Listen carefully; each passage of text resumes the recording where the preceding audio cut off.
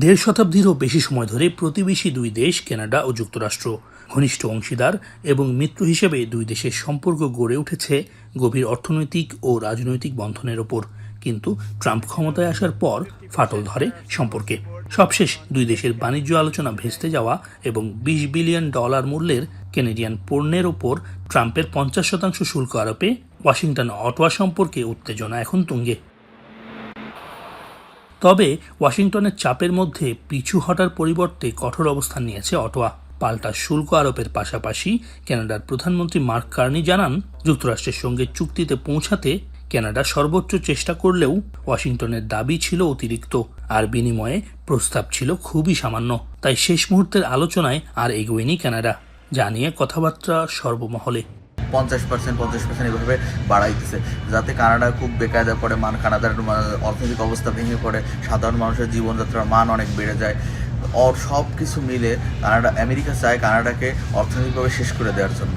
প্রধানমন্ত্রী মার্ক কার্নির অবস্থানকে সাধুবাদ জানাচ্ছেন অভিবাসীরা। কার্নি স্পষ্ট জানিয়েছেন, কানাডা এমন কোনো চুক্তিতে যাবে না যেখানে দেশের সার্বভৌমত্বের সঙ্গে আপোষ করতে হবে কিংবা কানাডার গুরুত্বপূর্ণ শিল্পগুলো ক্ষতিগ্রস্ত হবে। কানাডা সরকার এই বিষয়টা খুব বেশি তাদের জন্য অস্বস্তিকর হয়েছে, তারা এটা মেনে নিতে পারছে না এবং এটিকে বাণিজ্য যুদ্ধের একটা বড় ধরনের ধাক্কা মনে করা হচ্ছে।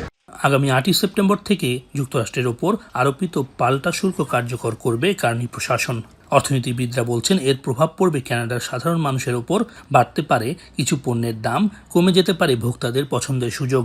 বাণিজ্য বিরোধের কারণে ক্ষতিগ্রস্ত হতে পারে কানাডার ব্যবসা প্রতিষ্ঠানগুলোও। তবে কার্নির প্রতিশ্রুতি, সংকটে পড়া ব্যবসাগুলোর পাশে থাকবে ফেডারেল সরকার।